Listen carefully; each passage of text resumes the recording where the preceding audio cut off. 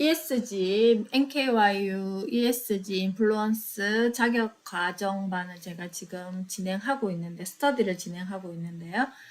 자격 과정반을 진행하면서, 그게 강의를 들으면서 공부를 하는 것도 물론 중요하지만, 그 밖에 많은 정보라든지, 그 밖에 지식들을 공부를 해야지 조금 더 다양한 관점에서 내가 왜 ESG 인플루언서가 되고 무엇을 어떻게 활동할 것인가에 대한 구체적인 나만의 Y가 나올 것 같아서 제가 오늘은 좀 책을 많이 준비했어요. 평소에는 제가 책을 한 권씩 이렇게 준비를 하는데요. 오늘은 ESG 인플루언스 자격 과정을 준비하시는 분들을 위한 그 책 코너를 준비했거든요. 그래서 제가 오늘 소개하는 전체 9권의 책을 통해서 한 권 한 권씩 책을 만나면서 이 각각의 책들이 어떤 도움을 줄까. 안녕하세요, 그인깨우기님. 제가 조금씩 짚어드리면 전체 다 읽으면 너무 좋겠지만 그렇게 읽지 않아도 제가 제안 드리는 방법으로 책을 만나보시면 좋을 것 같습니다. 오늘은 제가 전체 9권의 책을 소개해 드릴 건데요. 일단 ESG라는 이 파트가 굉장히 생소한 파트예요. 우리가 일반인들이 기업들도 물론 지금 뭐 ESG 리더 경영 과정 이렇게 지금 굉장히 공부도 해야 되고 정말 기업들이 변화를 하고 있는데요. 특히나 우리가 거기와 관계없는 일반인들이 ESG를 ESG 그리고 ESG 인플루언스는 굉장히 생소한 파트라고 저는 생각을 하거든요. 그래서 공부를 훨씬 더 많이 해야지만 내가 인플루언서로서의 역할을 할 수 있다고 저는 생각을 합니다. 자, 그래서 제가 도서관에서 책을 조금 많이 빌려왔는데요. 먼저 이 첫 번째 책 ESG 레볼루션이라는 책은요. 기업에서 물론 이 책을 많이 보면 도움이 되겠지만 저는 개인은 여기 보면 ESG의 어떤 전체적인 개요라든지 그리고 ESG와 규범이라든지 그리고 투자자들은 어떤 관점으로 ESG를 만나고 있는지 그리고 ESG와 경영, ESG와 금융 그러니까 ESG 인플루언서로서 기업과 관련돼서 내가 무슨 역할을 할 것이다 아니면 리포트를 적을 것이다 했을 때 이 책이 굉장히 전체적인 맥락을 알려줄 책일 것 같아요. 그래서 기본적인 내용에 대한 것을 한번 훑어보는 역할을 할 수 있는 책이고요. 두 번째, ESG 한 번에 이해하기. 이거는 조금 더 보기가 수월한 책인데요. 급속한 자금의 흐름 왜 언제부터 하면서 ESG라는 여행의 시작이라는 테마로 이렇게 책이 되어 있는데요.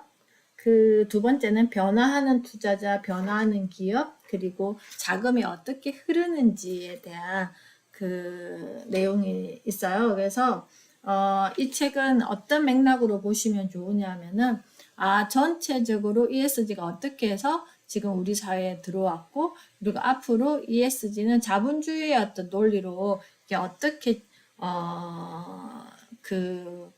해석되어지고 그리고 진행될 것인가에 대한 맥락적인 이해로서 도움이 될 것 같습니다. 그리고 이 책은 제가 지난번에 한번 책 라방에서 소개해 드렸던 책인데요. 어떻게 보면 이 책은 좀 읽기가 편한 책이에요. 그래서 이 책도 김용섭 소장님께서 굉장히 한눈에 볼 수 있게끔 용어 정리라든지 그리고 연도 정리라든지 이런 게 되게 잘 되어 있어요. 그래서 자본주의의 관점에서 ESG를 아주 뼈 때리게 잘 정리해 놓은 책이거든요. 그래서 이 책은 꼭 읽어보셨으면 좋겠고 이 세 권의 책은 ESG의 어떤 관점으로는 꼭 한번 읽어보셨으면 좋겠습니다.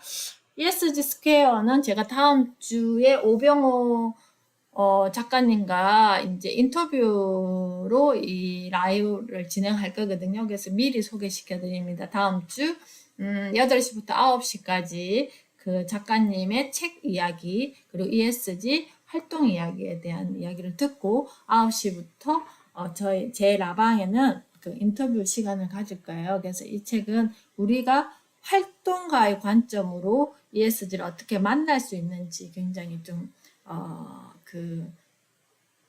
우리가 시민 전문가로서의 어떤 역할을 할 수 있지 않을까라는 생각이 듭니다. 그 다음 나머지 이런 책들은 기후변화 전문가 과정, 그리고 ESG 인플루언스 전문가 과정, ESG 인플루언서 자격 과정 모든 분들에게 도움이 될 만한 책인데 좀 파트가 조금 다양한 관점이라서 제가 간단히 소개만 시켜드리겠습니다. 기후위기, 불평등, 재앙 해서 좀 책이 두껍긴 한데요. 이 책은 자본주의와 기후변화 해서 자본주의, 우리가 지금 자본주의 시대잖아요.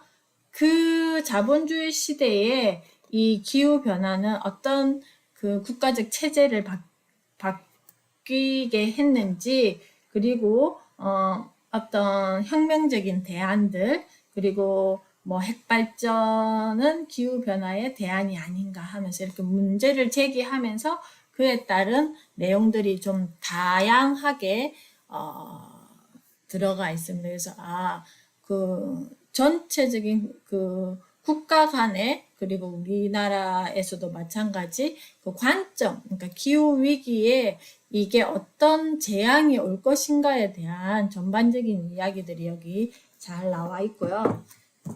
이 책은 탄소가 돈이다 해서 탄소 배출권 거래에 대해서 굉장히 상세하게 책이 내용이 소개되어 있습니다. 그래서 탄소 배출권, 인류세 이런 이야기들이 좀 생소하잖아요. 그래서 그런 내용들을 자세하게 알고 싶으면 탄소가 돈이다라는 책을 추천드립니다. 다음은 기후 커넥션에 대한 이야기인데요. 지구온난화에 관한 어느 기후과학자의 불편한 고백, 이렇게 앞에 서두에 되어 있는데요. 지구온난화, 그리고 그 지구온난화에 대한 과학자적인 관점으로 다양한 내용들을 이렇게 풀어놨습니다. 제가 오늘 이렇게 소개시켜 드리는 책들은 뭐 바로 구입해서 보신다기보다는 한번 리서치를 해보세요. 이런 책들을 목차라든지 책 소개편이라든지 이런 것만 조금 봐도 전체적인 어떤 용어에 대한 정리라든지, 안녕하세요 레아님, 그리고 전반적인 흐름에 대한 것들이 인식되어질 것 같아요. 그래서 제가 오늘 소개시켜 드리는 책들은 첫 번째는 안녕하세요 케이트님, 그 책 제목과 목차를 중심으로 한번 그 쭉 메모를 하면서 한번 리스트업 하면서 보시면 좋을 것 같습니다. 자, 그리고 8번째 책으로 플라스틱 없는 삶입니다. 플라스틱 제로. 플라스틱이 언제부터 우리의 일상 속에 이렇게 깊숙이 들어왔는지, 지금은 플라스틱과의 전쟁, 플라스틱 없는 미래는 어떤 모습일까까지 이렇게 전개되는데요. 플라스틱 없이 우리는 과연 삶을 살 수 있을까? 저는 살 수 있을 것 같아요. 그래서 한번 이 책을 보면서 우리가 개인이 하나하나 실천하면서 어떻게 하면 플라스틱이나 비닐을 없이 내가 살아낼 수 있을까? 그리고 또 우리가 어떤 주변의 사람들에게도 많은 이야기 소재로서 하면서 직접 실천을 할 수 있는 그런 책일 것 같아요. 마지막으로 이제 이 책을 소개시켜 드리고 싶은데요. 그레타 툰베리와 달라이라마의 대화인데요. 제가 오늘 갑자기 이렇게 많은 책을 소개시켜 드린 이유는 우리가 어떤 행동을 하려면 공부하는 것도 포함된다라고 이렇게 그레타 툰베리가 이야기를 하고 있는 내용이 있었습니다. 그래서 그 부분을 읽어드리면서 마무리를 하려고 하는데요. 기후변화 전문가, 뭐 환경교육사, 그리고 ESG 인플루언스 모든 것들은 내가 어떤 행동을 하기 위함이잖아요. 그죠? 그러면 내가 그 행동을 하기 위해서 자격을 따기 위한 공부 외에 그 밖에 공부가 더 많이 되어야 된다고 저는 생각을 하거든요. 그렇기 때문에 어떤 내가 행동을 하려면 그 이상의 공부를 해야 된다. 그래서 그레타 툰베리나 우리가 살고 있는 이 시대에 인간 사회의 발전이 현대의 단계에 이른 오늘날에 행동은 곧 우리 스스로 공부하는 것을 의미합니다. 우리는 기후변화 완화에 대한 논의를 시작해야 하며 그에 필요한 지식과 정보를 얻어야 합니다. 지금 지구에 어떤 일이 일어나고 있는지 그리고 어떤 일이 일어나지 않고 있는지 알아야 합니다. 그래야만 우리 모두에게 지금 절실하게 필요한 집단의식을 형성할 수 있습니다. 최대한 많은 지식과 정보를 얻기 위해 노력하시기 바랍니다. 아무런 비용을 지불하지 않고도 얻을 수 있는 정보의 양은 거의 무한합니다. 우리는 다 함께 사회 규범을 변화시키는 움직임을 일으켜야 합니다. 결코 쉽지는 않습니다. 하지만 지금 반드시 해결해야만 할 과제입니다. 다른 선택지는 없습니다. 변화를 요구하는 사람들이 충분히 많아질 때에만 오늘날 지구에 닥친 위기를 극복할 기회가 생깁니다. 그래야만 이 세상의 지도자들이 우리의 요구를 진지하게 검토할 것입니다. 더 이상 듣지 못한 척하거나 외면하지 못할 것입니다. 우리가 행동에는 공부하는 것도 포함된다. 그러니까 제가 오늘 이렇게 한꺼번에 많은 책 9권이라는 책을 소개시켜 드린 이유는 내가 어떤 자격증을 따는 어떤 것도 물론 중요하겠지만 평소에 내가 공부를 하면서 내가 어떤 역할을 할 수 있는지가 중요하다고 생각합니다. 안녕하세요, 놀세님. 오, 놀세님 오셨어요? 거인 깨우기님, 꼭 자격증이 필요할까요? 제가 지금 이제 화요일마다 ESG 인플루언스 스터디를 진행을 하고 있는데, 첫 시간에 제가 그분들께 왜 어떤 말씀을 드렸냐 하면은, 내가 왜 ESG 인플루언서 자격을 따려고 하는지 나에게 질문해보라 그랬어요.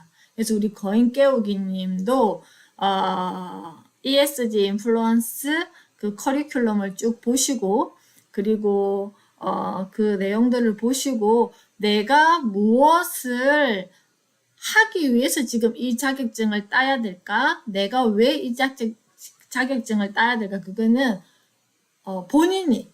본인에게 why를 질문하셔야 될 것 같아요. 그죠? 그래서 제가 이것을 따지 마라. 이렇게 이야기는 할 수 없어요. 근데 저는 왜 ESG 인플루언서 자격증을 따냐 하면은 두 가지였어요. 첫 번째, ESG에 관련된 그 공부를 하고자 하는 사람들이 되게 많아지기 때문에 그분들에게 도움을 드리기 위해서 ESG 인플루언스를 따려고 지금 하고 있고요. 그리고 제가 기후 PD에서 고문의 역할을 하고 기획가 역할을 하면서 이 부분이 막힘이 생길 거란 말이에요. 앞으로 기후 PD 자체에서. 그러면 제가 이 공부를 하고 또 여기와 관련된 책을 읽고 하면 기후 PD에서 제가 기획가로서 고문으로서의 역할을 제대로 할 수 있다라는 거죠. 그래서 저는 ESG 인플루언스를 따는 거죠. 그리고 제가 교육심리 교육상담이라는 파트를 지금 공부를 하면서 그리고 현장에서도 마찬가지 거기와 관련되어 있는 사람이 저에게 상담을 올 수도 있고 저에게 자문을 구할 수도 있고 어떤 사람을 만날지 모르잖아요. 그죠? 그렇기 때문에 저는 세상에서 일어나는 새로운 이슈나 정보나 무언가는 넓고 얕게라도 알아야 된다고 생각하는 사람이기 때문에 이렇게 지금 ESG 인플루언스 자격 공부를 하는 거고요. 또 얼마 전에 저에게 그런 그 상의를 하시는 분이 계셨는데 갑자기 이렇게 공부를 하다 보니까 심리학과를 가야 되겠다라고 말씀을 하시더라고요. 근데 제가 지금 교육심리 교육상담 대학원을 다니면서 그분께 충분히 어떤 방향으로 하시라고 조언을 드릴 수 있었거든요. 그 이유는 제가 그 속에서 지금 공부를 하고 있었기 때문에 구체적인 대안을 말씀드릴 수 있었어요. 그래서 우리 여기 지금 제 방송을 들으시는 분들 ESG 인플루언서라는 게 있어? 그걸 나도 좀 따야 되지 않나? 많은 사람들이 지금 저 그 카톡방에 한 130명 정도 들어와 계시는데요. 아, 이렇게 많은 사람들이 한다고? 그럼 나도 해야 되나? 이런 마음으로 하시지는 않으셨으면 좋겠어요. 내가 왜 ESG 인플루언서 자격증이 필요한지 본인에게 물어보시고 본인이 그 Y가 분명하면 공부하시는 거예요. 아시겠죠? 그래서